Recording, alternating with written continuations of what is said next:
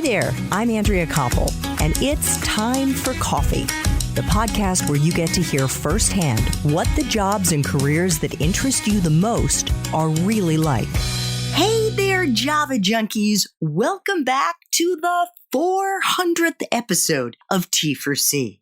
If you're a regular listener, then you probably already know that one of the last questions I try to ask my guests in most of our interviews revolves around a time in their professional life when they struggled. I've tried to be very candid about the fact that I was fired twice in my 40s, and those were certainly among the most humiliating and painful professional experiences I've had, but without them, I wouldn't be where I am today, and I learned to feel incredibly grateful that I had been fired. I'm sharing all of this with you because I want you to be mentally prepared for the very real likelihood that your professional journey, while I certainly hope it'll be as exciting and interesting and fulfilling as much of the last 30 years have been for me, it's also going to require you to develop grit and guts and resilience because, my friends, that is what it's going to take for you to realize your dreams, whatever they may be. And don't worry, if you don't have dreams or passions right now, as you begin your professional life, often you don't realize what they are until you're much farther down the road. So as you've probably guessed, today's 400th episode of Time for Coffee is not going to feature a single interview with one guest. Instead, to mark this big milestone, we've produced a special mashup for you from 5 different interviews with some truly exceptional professionals, each of whom has a memorable story about a time when they faced a big challenge, specifically a time when they were fired. But before I introduce you to these very special people, I want to make sure you've signed up for the Java Junkies Journal. That's T4C's weekly newsletter that comes out on Mondays and gives you an exclusive peek inside the episodes and the professions we're going to be featuring that week, and it is super easy to do. Just head over to the Time for Coffee website at time4coffee.org, and the sign-up box is right there. Now, my Java lovers, my hope is that you're going to find this episode to be turbocharged with inspiration. Because despite getting fired, each one of these people has had a super successful professional life with tons of accolades and big titles.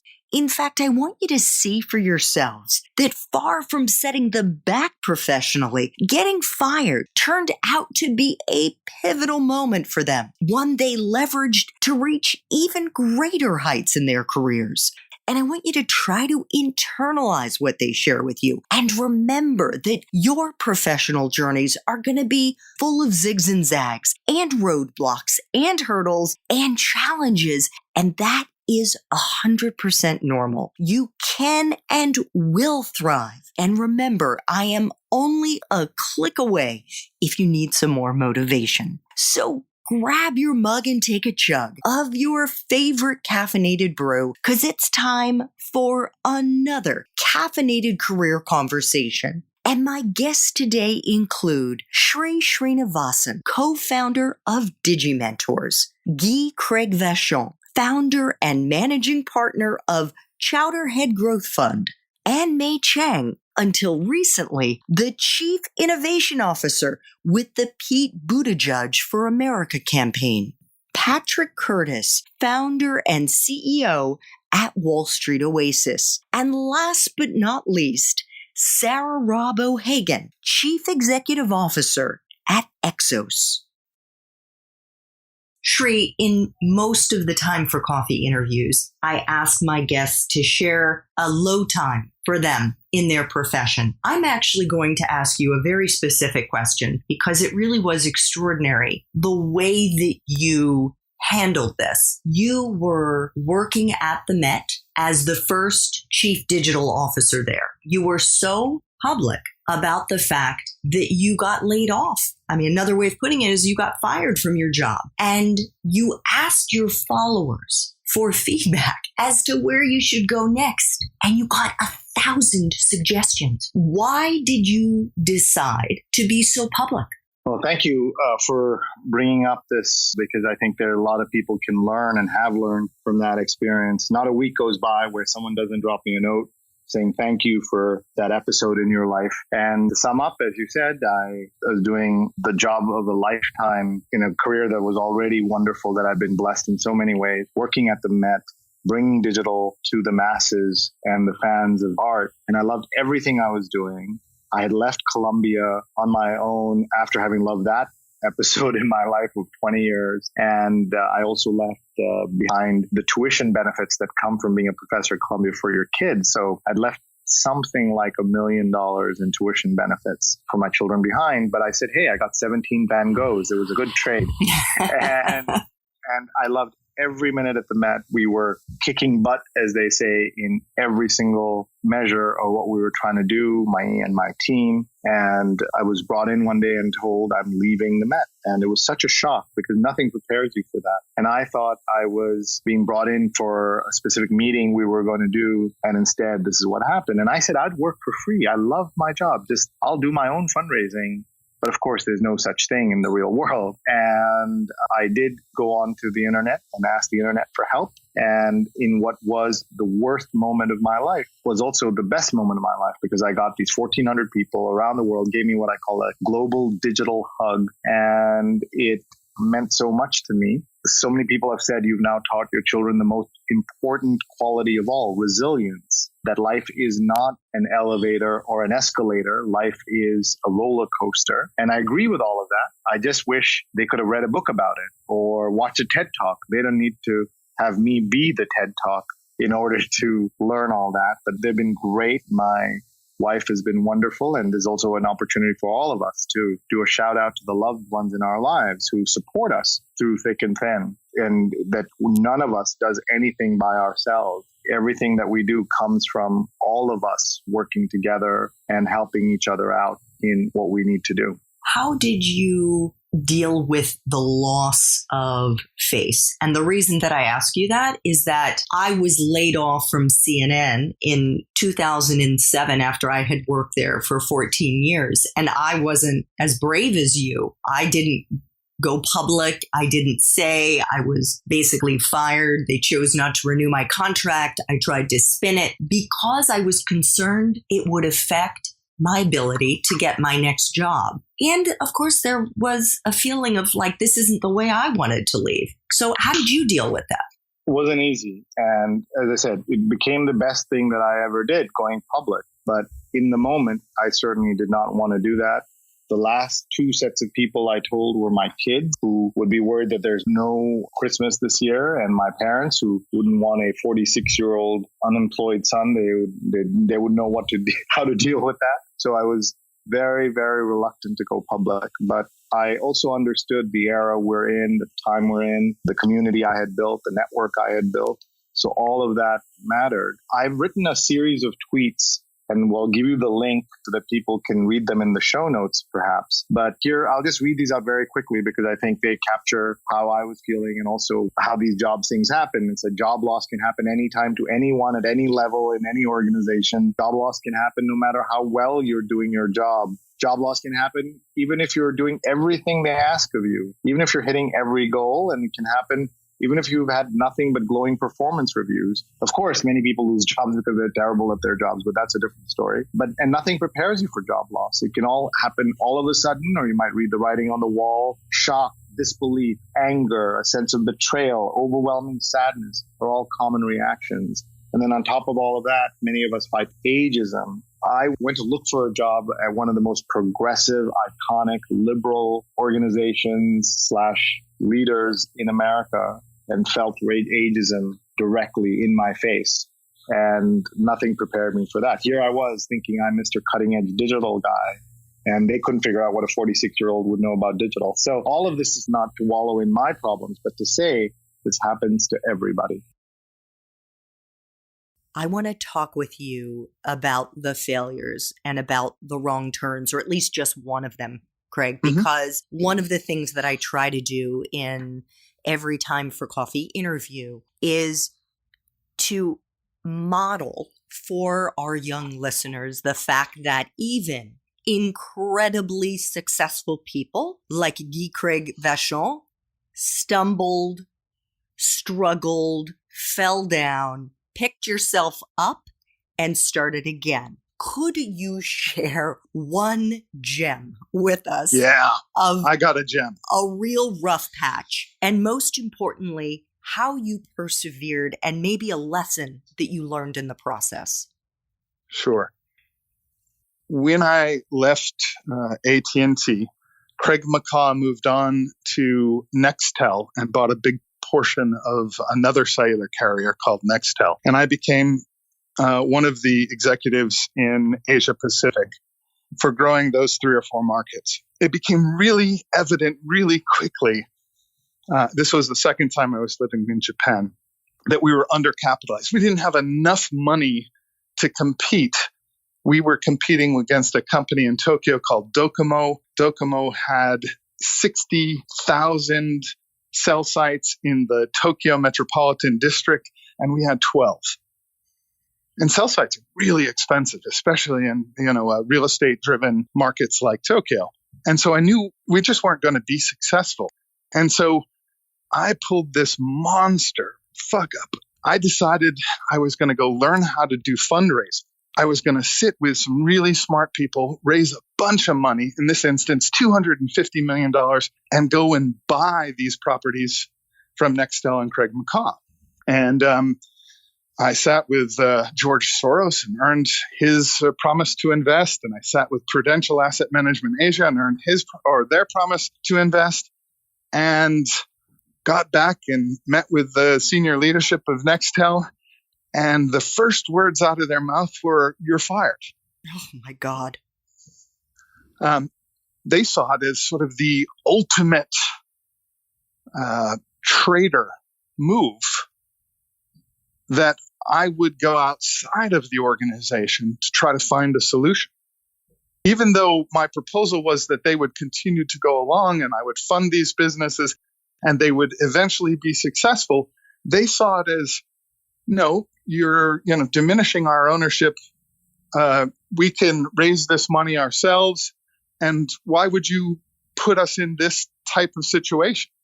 And so it was one of those monstrous, I remember sort of that tearful discussion with my parents saying, I just screwed the pooch majorly. I thought I was this hero coming in with $250 million worth of promised investment. And instead, the first words are, hand us your badge, you're fired. And the short story here is I learned it wasn't really that hard to earn investment if you knew what drove the investors. And so I pivoted at that moment and said, I'm going to go to Silicon Valley, where there's a lot of really smart entrepreneurs who want to earn investment to grow their companies, because I now know how to do this. And so if I were to talk to my 22-year-old or 25-year-old self, it's the opportunity to realize that even when you screw up, sometimes the learning that is gained in that screw up can be so valuable, and that to leverage that learning may in fact be your next career. And May, one of the questions I try to ask all the guests on Time for Coffee is to share a time in their professional life when they struggled, whether it was challenging colleagues, a difficult boss, you're in over your head, although I honestly can't imagine that ever being the case for you. But nevertheless, it was a tough time, and more importantly, how you persevered and came through the other side. Maybe I can share 2 examples, one from early in my career and one from a little later. So early in my career, I worked at a company called SGI that I mentioned, and it was a computer workstation manufacturer also that doesn't exist. There's sort of a theme theme here that in the tech industry, most of the companies I worked in for the first, decade of my career probably don't exist anymore. But I worked for a project manager who was terrible. And he eventually got fired. But in the process of working for him and being frustrated that he was so terrible, I would think about, like, if I was doing this job, this is what I would do. And so after he was fired, I volunteered and said, hey, let me manage the schedule, or, I'd be happy to run this and that. And so I ended up taking on some of his responsibilities and more over time after he left, and became a manager very, very early on in my career. I was probably like 23 or 24. I was, I think, the youngest manager at the time at the company. Wow. And so it was a huge opportunity. I was doing well in my career, and my boss, the engineering director there, was very supportive of me. And he gave me an opportunity to work on a new project that was getting started that I was really excited about. A few months after that, when I was just starting on this new project, he was out of the country, and there was a big reorganization that happened. And in the process of this reorganization, this new project got moved under a different engineering director. That engineering director didn't know me from anybody. And he's like, who's this young kid who's like not managed before running this important new project? And he basically took me off the project, while my old boss was still out of the country. And I was now like stuck. I was in my early 20s as a new engineering manager with nothing to manage. And I didn't know what to do. Like I didn't know enough about companies or reorganizations or company politics or anything to know how to navigate this. The one thing I did know is that I knew they kind of screwed me over. And I think they realized that I kind of got caught in between a bunch of stuff that really wasn't my fault. And so I thought about what I really wanted to learn at that point as a new manager. And I knew that I understood engineering pretty well, but I didn't know anything about managing people, honestly. So that was something I felt like I needed to develop more skills on. And so what I did was I asked them to do something crazy, which is let me go work in human resources for 3 months.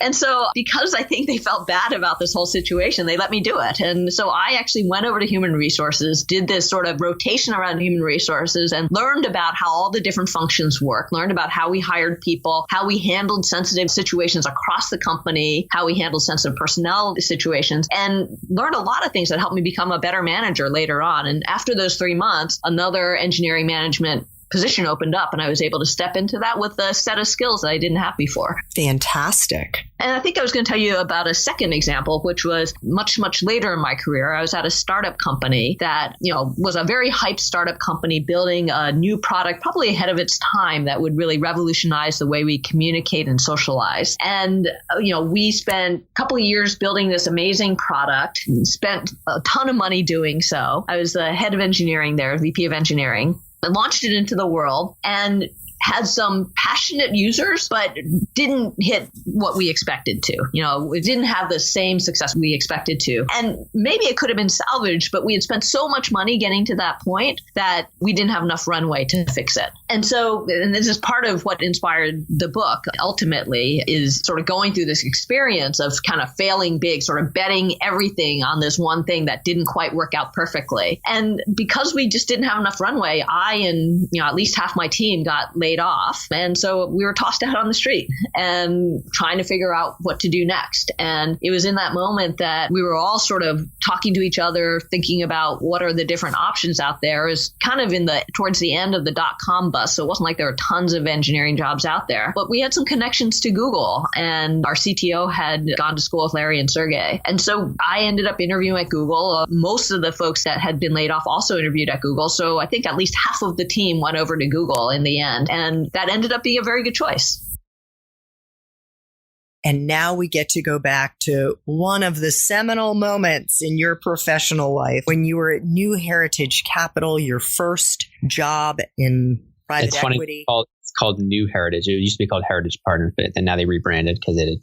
What is it called? It was called Heritage Partners. Now it's called New Heritage. But yeah, we can explain why they rebranded. But yes, exactly. New and improved. Yes. So This is obviously a time in your professional life when you struggled, you were fired. You and I chatted about this experience before we did this interview, and you shared with me, as you just mentioned a little while ago, that you were really clueless. They did not give you any insight into what caused them to fire you after 4 months, but you later learned. So could you share with us what happened, how you persevered, and maybe a lesson that you learned in the process? Give a little background. So, I was in investment banking at Rothschild again, working incredibly long hours. I think the transition from investment banking to private equity is often difficult for analysts because you go from an environment where you're basically told when you can go to the bathroom to one, if you're going to a small middle market fund or a smaller fund, where you're given very little direction and it's expected that you know what to do.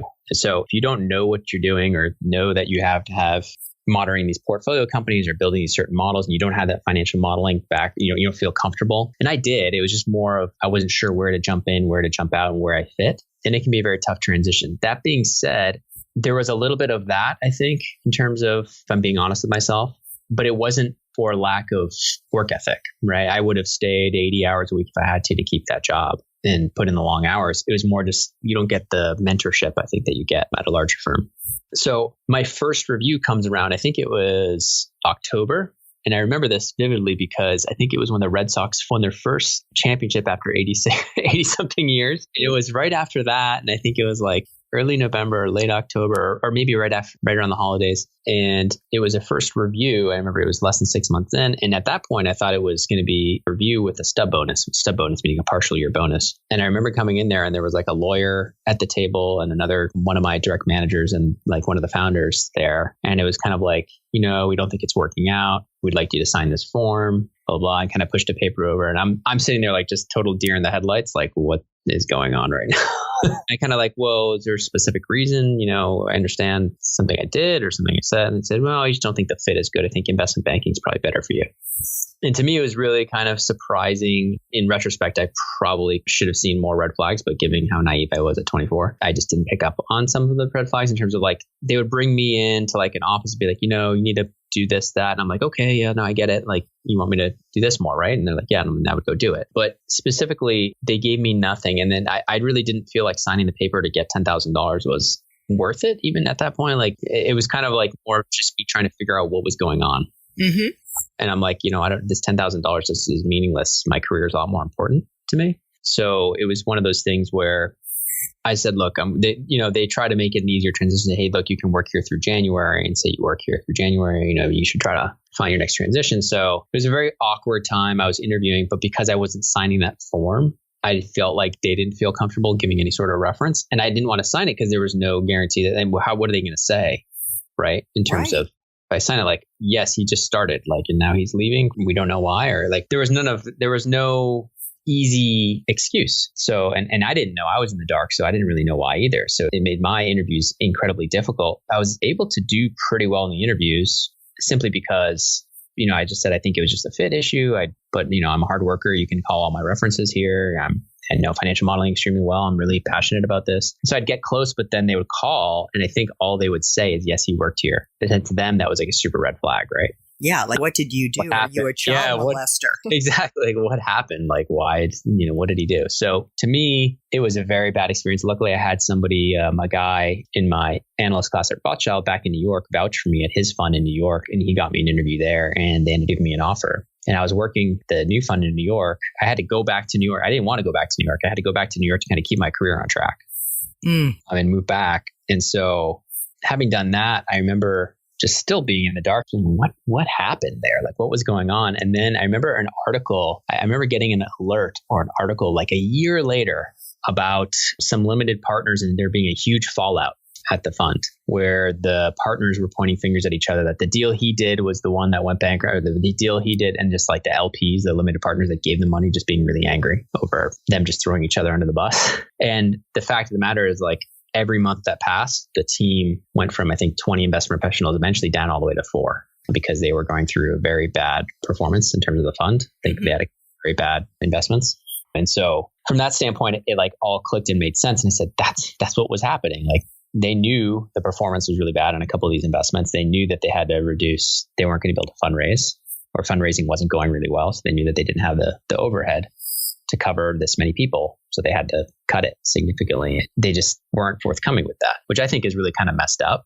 Although I'm sure they were also afraid they didn't want word getting out. Exactly. So I understand from both sides. Like the last thing they want to do is tell me, the new associate, hey, yeah, sorry, we're struggling. So we're going to be cutting staff by 60, 70%. And since you're the first in, you're the first out, or last in, you're the first out, worried that I would go talk and say to save my own, but talk to other funds and be like, yeah, they're struggling.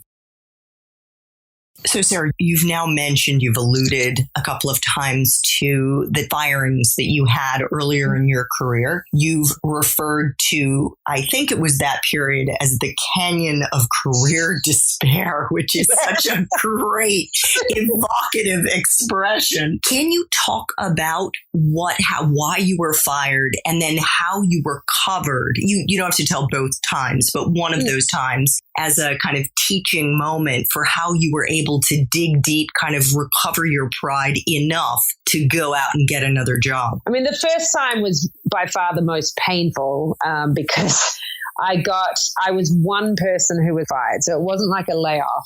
This was when I was at Virgin Megastores. There was one person and that was me. And I was given 1 week of severance and a one-way ticket back to New Zealand. And I lost my visa and my green card application all in one 10-minute meeting. And it was, you're so bad. We want you out of our company and our country.